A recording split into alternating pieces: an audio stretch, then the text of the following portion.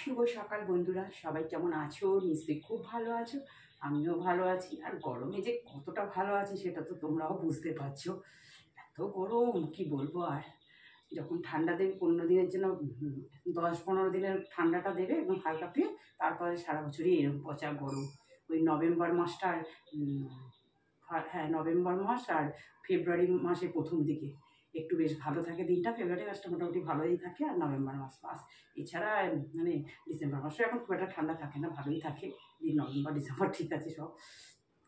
এত পচা গরম পড়ে গেছে এখনই, মানে কি বলবো। আর মানে সকাল থেকে ছুটে ছুটে রান্না করতে মানছি। এবার মেয়ের টিভি, মেয়ের বাবারে করতে করতে আমি পুরো ঘেমে চান করে যাচ্ছি। এবার চিমনি চালিয়ে রান্না করতে হচ্ছে। এবার জানলাও খুলতে পারছি না, সাইডের রান্নাঘরের জানলাও খুলতে, ওদিকটা তো খোলা যায় না, সরাসরি গ্যাসে নিয়ে ডিস্টার্ব করে। আর চিমনি চালালে তো খোলা যায় না। কি কষ্ট কি বলবো। একটু করে নাড়া দিচ্ছি, একটু করে ডাইনিংয়ের এখানে জানলাটা দিয়ে হাওয়া আসতে সকালে ওখানটায় বসছি। করতে করতে উদ্ধার হলাম। তারপরে বেরিয়ে গেল। এবার মাছ নিয়েছি, কই মাছ মানে ধুতে ধুতে আজকে পেছন দিকে ডাস্টবিনে তাড়াতাড়ি এসছে। আর এত তাড়াতাড়ি বলছে, আমি এখানেও বলছি আপনাদের এদিকটাও তাড়াতাড়ি আসবো। এখনও আসার নাম নেই। আর আমাকে কি তাড়াতাড়ি তাড়াতাড়ি করালো, আমার হাতই লেগে গেল মাছ ধুতে গিয়ে। যাই, আর মাজারে তো আর অত আঁশ ছাড়াতে পারে না, মানে আঁশ ছাড়াতে গিয়ে কি অবস্থা, খোঁচা লেগে গেছে মাছের মাথার ওখানটা। টুকটাক কাজ টাজ করলাম। এবার একটু চা নিয়ে তোমাদের সাথে গল্প করতে আসলাম। চলো তাহলে সঙ্গে থাকো, দেখতে থাকো। এই দেখো বন্ধুরা, রান্না বসিয়ে দিলাম। কড়াতে সর্ষের তেল বেশ ভালো করে গরম করে নিয়ে, এই যে দেখো জিওল মাছ, কই মাছ, আমাদের দুজনের কই মাছ। মেয়ে তো কই মাছ খায় না, ওর জন্য রুই মাছ ভেজে রেখে দেবো। জিওল মাছ তো খুব কড়া ভাজা মিডিয়াম ভেজে নিতে হবে। মাছগুলো দেখো সব ভাজা হয়ে গেছে, রুই মাছও ভাজা হয়ে গেছে, কই মাছও ভাজা হয়ে গেছে। কড়াতে সাদা জিরে ফোড়ন দিলাম, দিয়ে এবার ডুমো ডুমো করে আলু কেটে দিয়ে, আমার আবার কই মাছ জানো তো, এই ডুমো ডুমো করে আলু কেটে দিই, আদা বাটা জিরে বাটা দিয়ে ঝোলটা ভীষণ ভালো লাগে। তোমাদের দাদাভাইও খুব পছন্দ করে ঝোলটা। মেয়ে ঝোলটা খাবে, আলু খাবে, সব মাছটা খেতে পারে না, মানে এত কাটা থাকে তো সাইড দিয়ে একটু বিরক্তি লাগে। এ দেখো আদা বাটা জিরে বাটা নুন হলুদ যে যা যা দিই মশলা, তো কাঁচা লঙ্কা তো ঝালের জন্য দিতেই হবে, আর রেড চিলি কালারের জন্য টমেটো সব দিয়ে দিলাম। দিয়ে ভালো করে আলুটাকে কষিয়ে নেবো। দেখো আমার পুরো আলুটাকে কষানো হয়ে গেল। আলু কাঁচকলা দিয়েও করা যায় জিওল মাছের ঝোল, আর শীতকালে ফুলকপি আলু দিয়েও করা যায়। তবে আমার যেন এই ঝোলটাই বেশি ভালো লাগে, খুব ভালো লাগে খেতে। তাই মাছগুলো দিয়ে দিলাম, আর একদম জ্যান্ত মাছ, ঝোলটা খুব টেস্ট, মানে ভয়েস ওভারটা পরে দিয়েছিলাম। মানে ঝোলটা ভীষণ ভালো হয়েছিল, খুব টেস্ট হয়েছিল। আর সাথে ওই গন্ধরাজ লেবু দিয়ে নিয়েছিলাম। এবছর শীতকালেও খুব ভালো কই মাছ নিয়ে এসেছিলো। তারপরে দেখো এদিকে আবার ওদিকে মাছের ঝোলটা হচ্ছে, কড়াটা তো একটা বানানো রয়েছে, সকালে টিফিন করা হয়েছে দুজনের। এবার আলাদা বসিয়ে দিয়ে, আর দেরিও হয়ে যাচ্ছে গরমে। চিংড়ি মাছ অল্প যা ছিল ভেজে নিলাম। চিংড়ি মাছ কী বলো তো, একটু ঘরে থাকলে না একটু একটু করে তরকারিতে দিলেই টেস্ট, মানে তরকারির স্বাদটাই অন্যরকম হয়ে যায়। পেঁয়াজও দিয়ে দিলাম, চিংড়ি মাছ আর পেঁয়াজ একসঙ্গে ভেজে নিচ্ছি। দিয়ে এবার দেখো ভাজা হয়ে গেছে। এবার ঢ্যাঁড়স চিংড়ি করবো, জানো তো, ঢ্যাঁড়স আলু দিয়ে চিংড়ি মাছ দিয়ে। এটা ভীষণ ভালো হয় খেতে, খুব ভালো লাগে। চিংড়ি মাছে একটু গন্ধ থাকলেই, বললাম মানে যে কোনো জিনিসে দেবে চিংড়ি মাছে একটু গন্ধ থাকলেই ভালো লাগে খেতে। তোমাদের দাদাভাই আবার চিংড়ি মাছটা খায় না, ওই তরকারিটা খেতে খুব ভালোবাসে। চিংড়ি মাছ থাকলে মানে ওর পাতে পড়লে আমাদের দিয়ে দেবে, আর যদি আমরা পাশে না থাকি ফেলেই দেয়।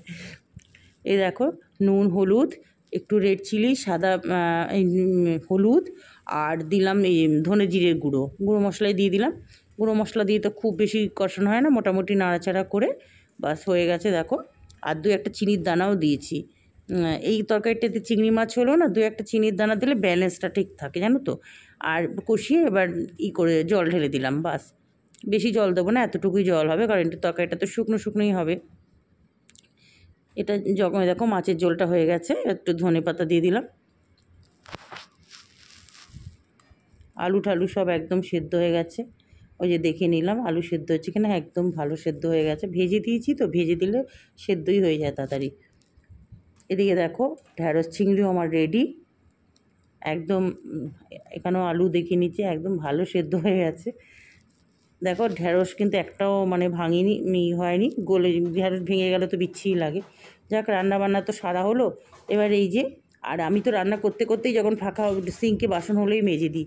এই যে লাস্টে সব ওর টুকটাক মাজা হয়ে গেছে, দুটো কড়া, গ্যাসের উপরে এগুলো জিকিগুলো সব মাজলাম, মেজে এই যে এবার একটু টুকটাক তাড়াতাড়ি করে ধুয়ে নিচ্ছি। ধুয়ে নিই, এবার গ্যাস মোছা, যেটা আমার বড় কাজ। আমার বিশ্বাস করো রান্নার পর গ্যাসটা আমার তাড়াতাড়ি মুছলে মনে হয় কি, মানে এই দিকটা কমপ্লিট করলে মনে হয় আমার অনেক বড় কাজগুলো সব হয়ে গেছে। আর ওই রান্না করার পর গ্যাস ফেলে রাখলে বাড়ি আমার খুব অবস্থা খারাপ হয়ে যায়। তারপরে দেখো স্নান টান করলাম, কাচাকুচি সব যা যা ছিল সেরে ঠেরে ঠাকুর পুজো দিয়ে দিলাম। কি গরম ঠাকুর ঘরে, মানে কি বলবো, ঠাকুর ঘরটা তো এমনিতে ওপরে নিচু মতো থাকে, আর ভীষণ পাশে বাদিকে জানলা আছে, তো গরম হওয়াই দেয়। পেরিস্টান চালিয়ে পুজো করি। লাস্টে যখন আরতিটা করতে যাই তখন এই প্রদীপ আর ধূপকাঠি জ্বালাই, নালে বসতে পারি না। পেরিস্টান জ্বালিয়ে পুজো করি। দেখো ও জবা ফুলও 2-1টা ফুটেছে, সব তো গাছ নষ্ট হয়ে গেছে। আর এই যে শিবলিঙ্গে এখন খুব সুন্দর বেলপাতা, নীলকণ্ঠ ফুল, নয়নতারা সব দিয়ে পুজো করলাম। পুজো হয়ে গেলে সত্যি মনটাও বেশ ভালো লাগে সারাদিনের কাজকর্মের পর। দেখো বন্ধুরা, পুজো দিয়ে নামলাম, নেমে একটু বসেছিলাম, মানে এত গরম ওপরে, মানে আমি পুরো, ওখানে তো পাখা চালিয়েছিলাম, আর লাস্টে যখন ঠাকুরের আরতি করছি পাখা বন্ধ করে দিতে হয়েছে, পুরো ঘেমে চান করে গেছি। যাই হোক, আর কিছু বলার নেই, এসে বসেছিলাম পাখার নিচে। তাই আমি খেয়ে নিচ্ছি অল্প একটু করলা ভাতে। তো সকালবেলা তোমাদের দাদাভাই ওরা খেয়ে গেছে, আমি আজকে আর আলু সেদ্ধ দিইনি, শুধু করলাই সেদ্ধ দিয়ে দিয়েছিলাম। তারপরে তোমার ঢ্যাঁড়স আলু চিংড়ি দেখলেই তো, আর কই মাছের ঝোল, গন্ধরাজ লেবু দিয়ে খেতে দারুণ লাগবে। আমের ডাল রয়েছে, পাঁপড়, আর ঘরে পাতা টক মিষ্টি দই। তাহলে এখন আজকে তো একাই খেয়ে নিই। সন্ধে টন্ধে দিয়ে চা ঠা সব টিফিন খাওয়া গেছে। এবার রাতে ভাত ঠাত বসাতে হবে।